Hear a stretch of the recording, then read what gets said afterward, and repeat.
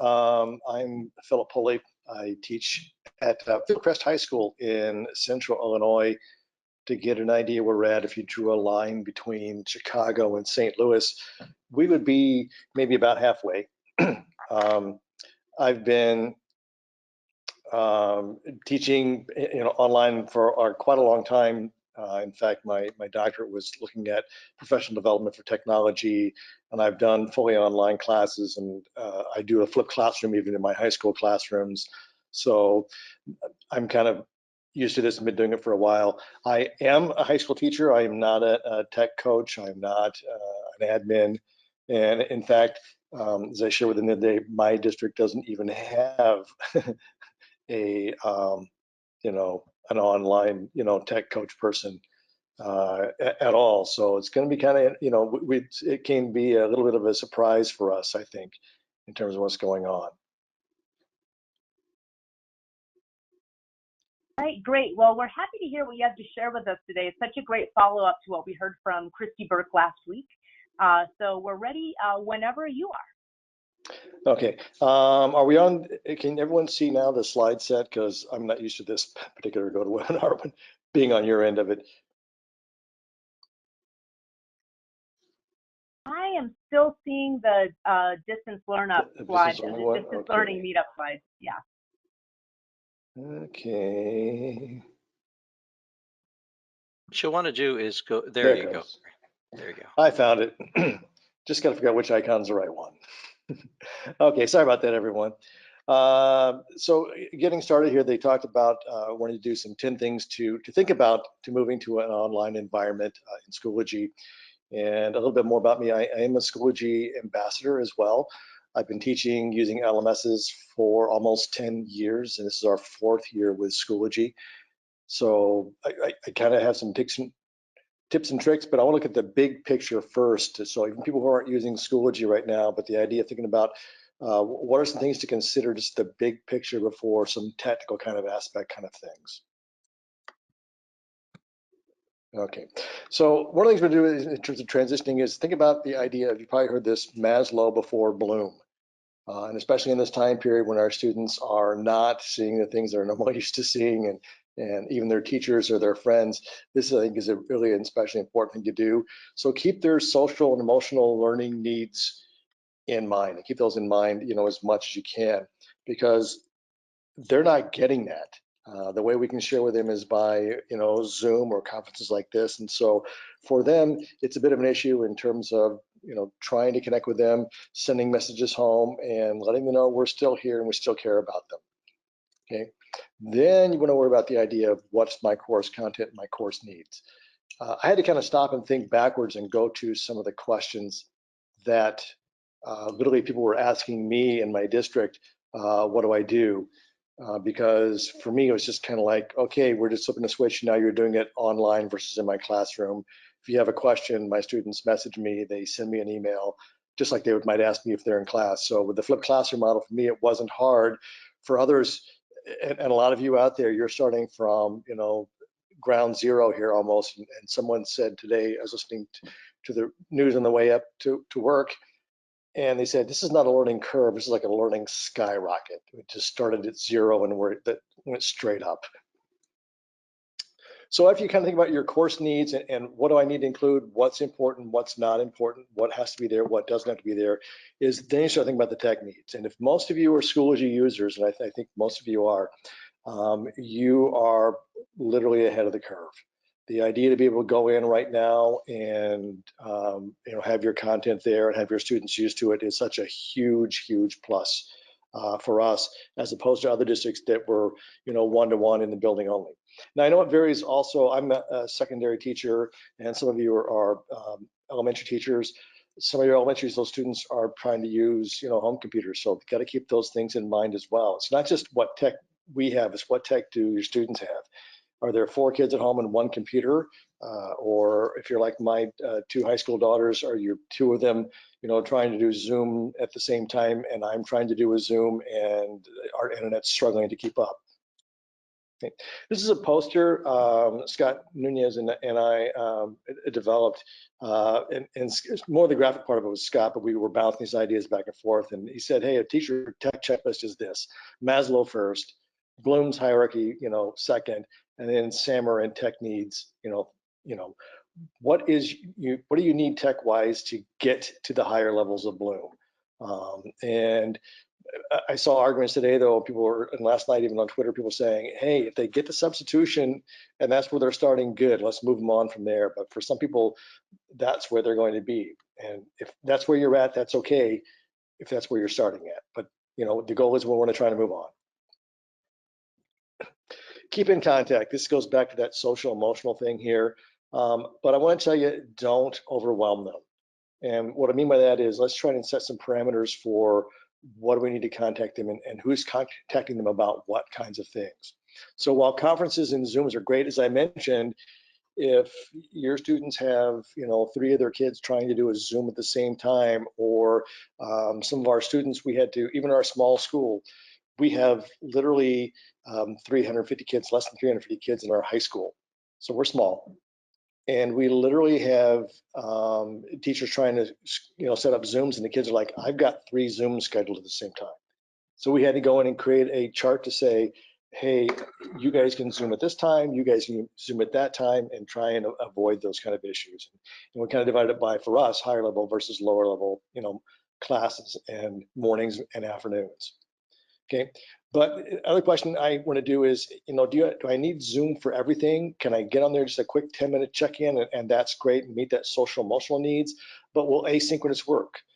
As a flipped classroom teacher, I'm recording a lot of my videos. They're already done for my dual credit communication class. My in-class lectures now, I'm just going to record them, and I've got a YouTube channel. I'll just post them there and share them with my students by embedding them in Schoology. Okay. But centralize those messages as well. Who's giving what messages? Which to think of, hey, the main information for the school or the district should come from the school or the district. And then things for classes and courses, perhaps you should get that information from the teachers themselves. Okay? And, that information is going to be, somewhat constrained by whatever guidelines your district gives you. And sometimes that's even constrained by what the state says you can and can't do. So tip number 3 here is think about this idea of why did you want to become a teacher? And I think that's important to keep in mind today, because we are in a situation where it's like, it's so easy to focus on the negative. What's not working, what's not, the internet's down, the website crashed, the whatever, the students aren't logging in. When it's thinking about why do we want to become a teacher? I became a teacher because I wanted to teach my subject that I liked, but I also wanted to help kids. And so keep in mind, our goal here is to help the students. We want to contribute to a better future for our students. And that's what we see teaching as being, but not just for our students, but also if we help for a better, future for our students, that's a better future for society overall. So think about your why. Why did you become a teacher? Keep that in mind. Maybe put it on a little Post-it, slap it up there on the monitor, and look at that every once in a while during the day. KISS. Okay, I've got a bunch of degrees now, but my first degree is in radio and television, and so, broadcast media. And for us, when we said KISS, it meant simply keep it simple, stupid. And that was the idea. We were always told, tell them what you're going to tell them, tell them what you told them. And we can't really kind of say that now because we got to do sort of the politically correct version is keep it simple is smart, and that's okay. But the think about thing here is this is keeping it simple is we don't want to overwhelm them. For a lot of our students, this is their first time being completely online. A lot of us as teachers have probably had graduate classes or other classes where we've been the students online and we know how to manage stuff. Well, our students, when we have them in the classroom, even if we're one-to-one, we're there to kind of get them back on task and manage them. And now they're, at home, and there may or may not be a parent there at all to help guide them. So keep that in mind. We don't want to overwhelm them because overwhelming them is again, we don't want them to shut down. Okay, don't try to do too much new, especially now. Again, for all those reasons I just mentioned. I've always told my media students, less is more. they would say, hey, we're going to do this kind of interview and ask these questions. And I'm like, let's cut out all the questions past here. And they're like, well, why? I'm like, because it was funny. And then it just starts becoming sort of redundant. And I do this also with students in our talent shows. They want to do a comedy sketch. And I'm like, let's cut this in half. Because sometimes, I guess a good thing for some of us might be if you've ever seen a movie that was made up of a Saturday Night Live skit.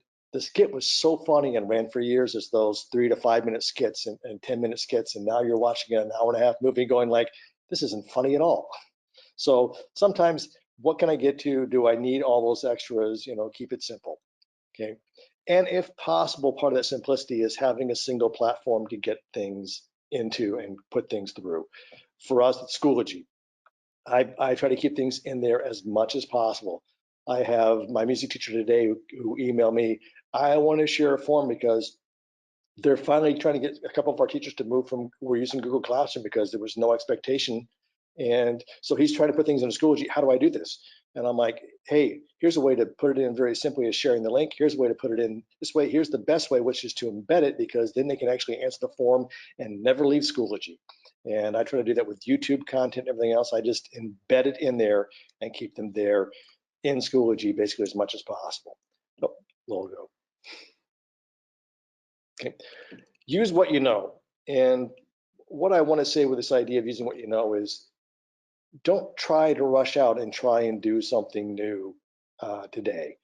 There's lots of great ed tech tools out there, and a lot of them right now are suddenly being overwhelmed with requests. A lot of them are giving away or cutting out restrictions for free versions, and that's great.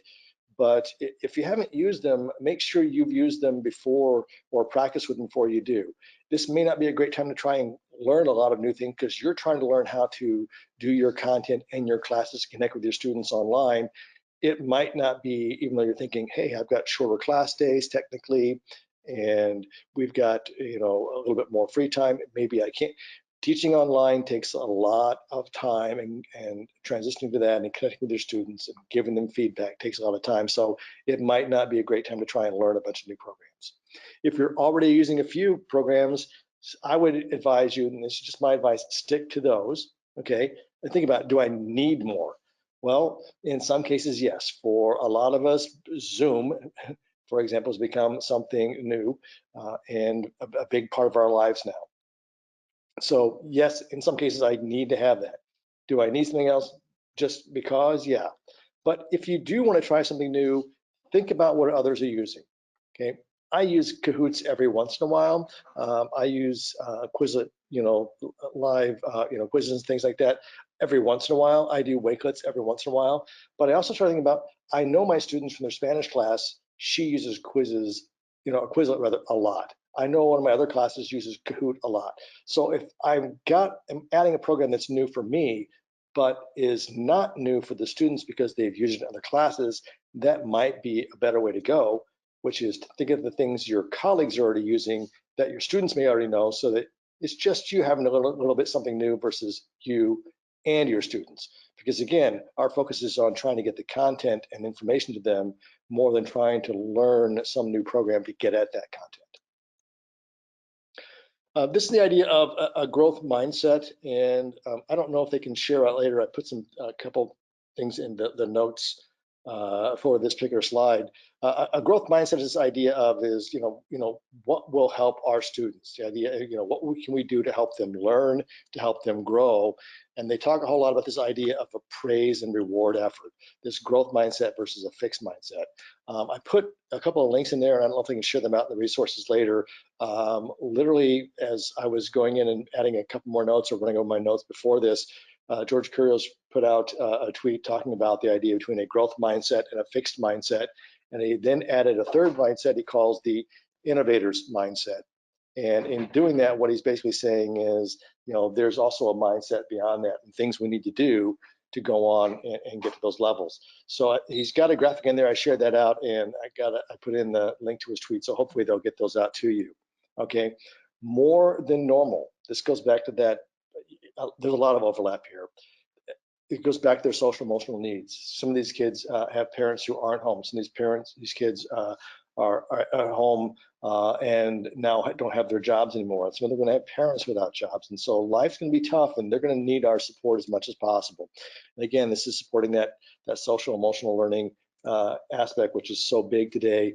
And I think I literally, I'm gonna out myself a little bit, that I thought we were spending too much time at sometimes on this at our district in terms of promoting this and thinking about it. I'm like, I do these things already, but I get maybe others aren't.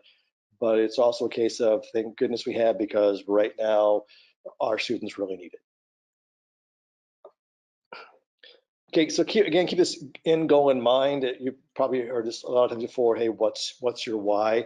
And I think about that in terms of tech, but also just in teaching in general. Why you're doing this? Is it based on objectives that you have that might be department objectives or district objectives or whatever? Are you basing them based on standards, whether they be next generation science standards or Common Core standards or C3 framework? Social studies frameworks, whatever they are, think about these things and try and do activities that support those standards. We are not a standards-based school, but this might be one case where if you're doing things correctly, standards-based grading can be a really great thing.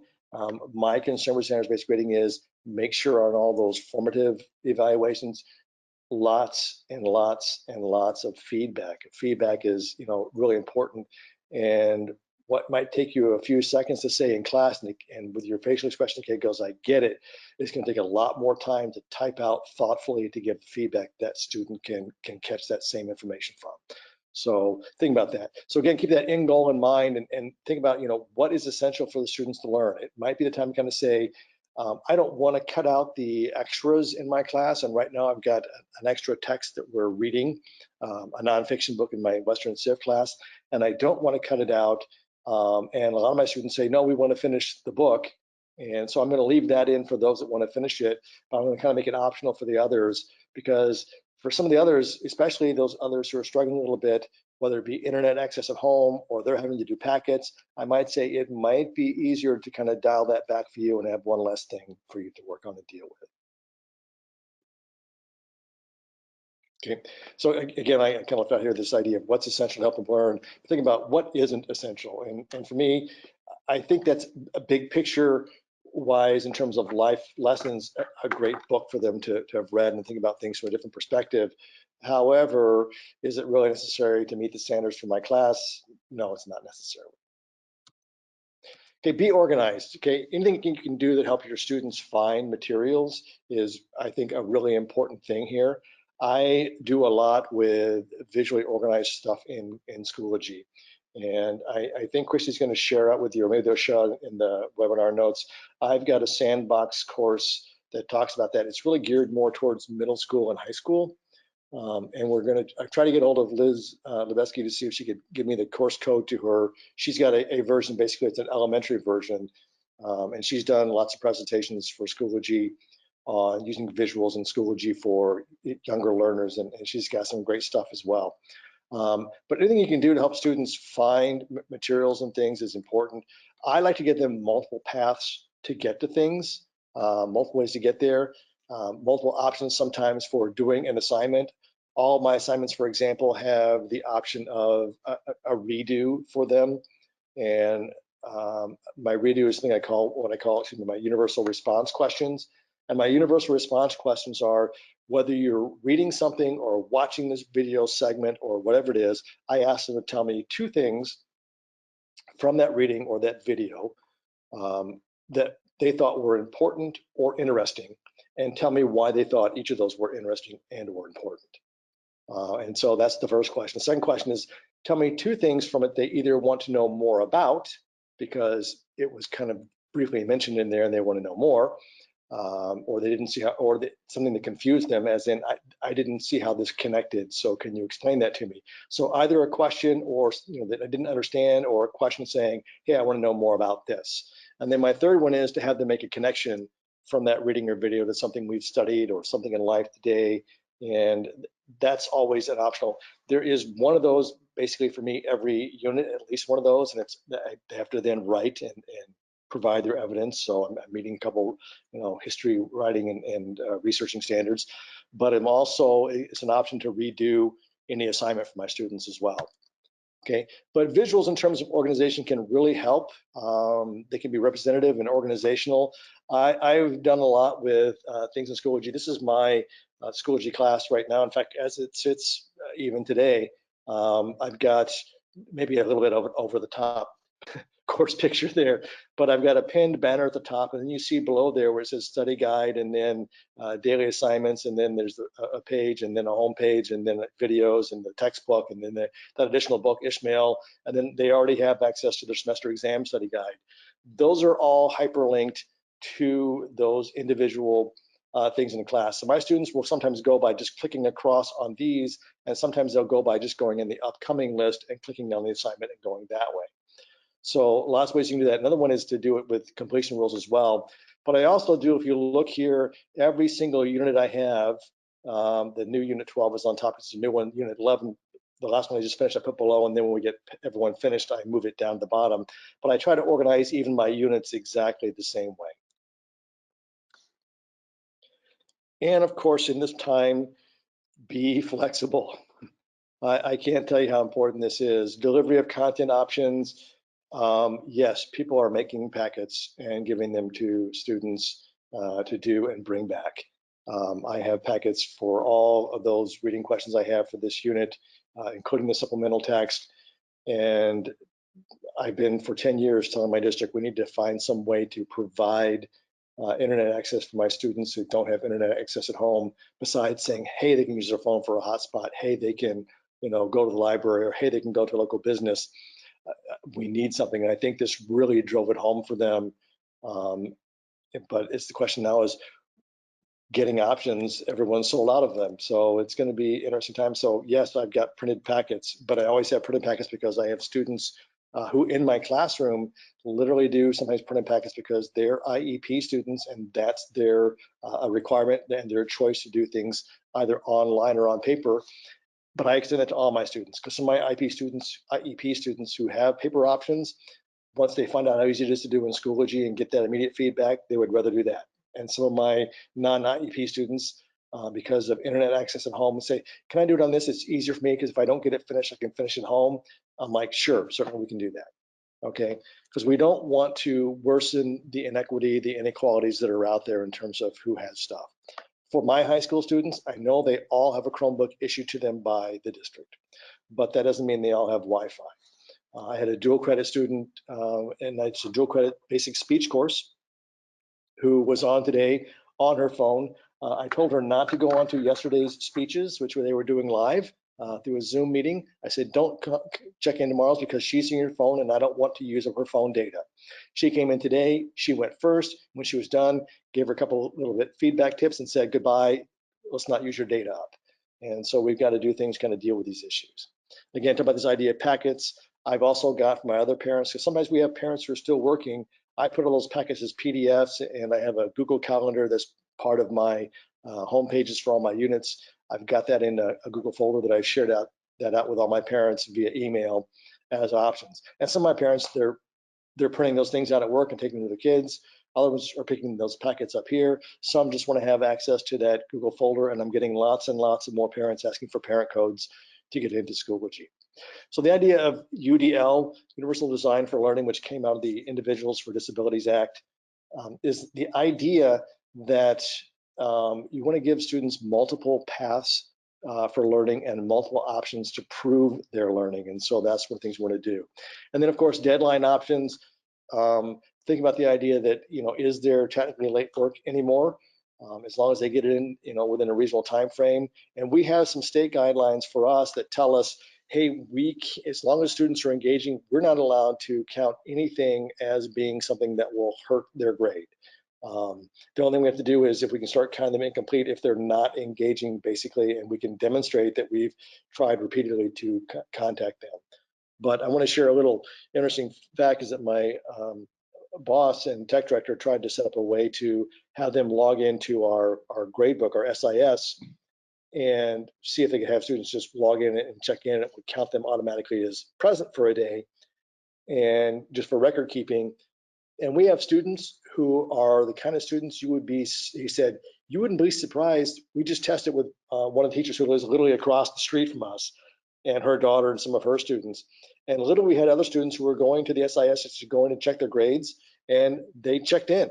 And some of those are students that, you know, sometimes we struggle to get them even here to school. So I think some of them might be looking for things to do as well as, you know, anything else, because they're home and missing their friends and missing school. Because think about it, for us, or not necessarily for us, but for some of our students, we might be the best thing in their day. We might be where they get breakfast and lunch, and those are the meals they really get for the day are from us.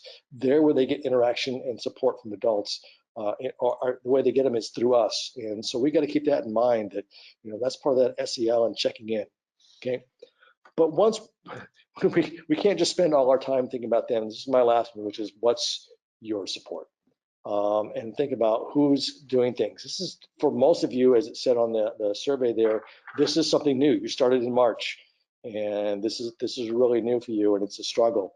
And I've taught online classes and online, even, you know, college graduate classes before, and I struggle with it, and it's a lot of work. My wife's like, why are you still typing on this? I'm like, I'm gotta give them feedback, because it takes longer.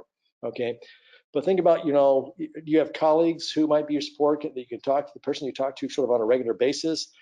Is that neighbor who was across the hall who's now not? I mean, do you have a way, do you connect with them now on Facebook? Do you call each other? Do you text each other?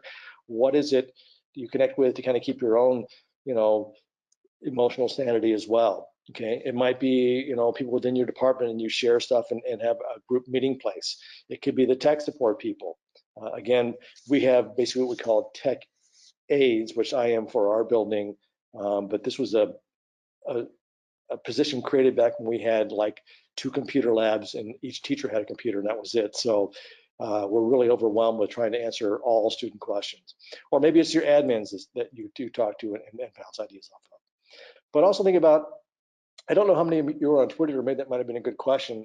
If you're not on Twitter, I highly encourage you to do that, and don't go on Twitter. You know, for me, Facebook is mostly my family and friends.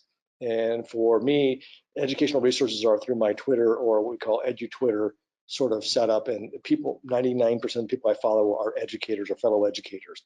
And so your PLN can be that digital support network for you, because most of the, I mean, a lot of support that I get that gets me through a day or gets me through some tough times in teaching comes from my digital support group.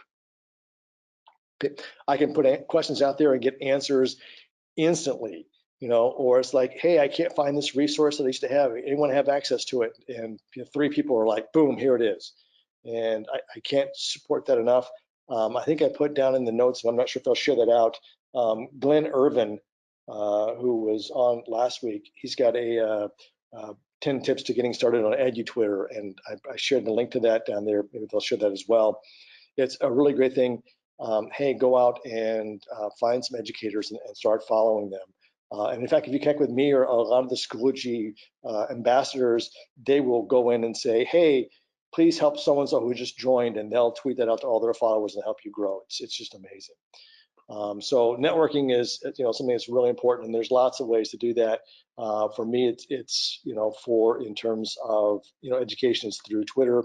Facebook is for connecting with family. So a lot of people are on Instagram. Whatever you're on, I mean, do that.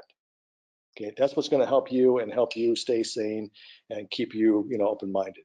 In fact, I want to give a shout out to my Schoology ambassador family, which is the, you know, the A and B is the ambassadors. So, and I think Jared came up with the family hashtag there, but the Schoology A and B and the Schoology Champs people, or even just hashtag Schoology. I mean, these are some of the, I mean, I got lots of others, but these are some of the main folks who, you know, help me out or answer questions. And I probably interact with these people, even though some of them I've never met in person. Some of them I've only met once or twice at Schoology Next. I mean, I probably interact with these people on a daily basis.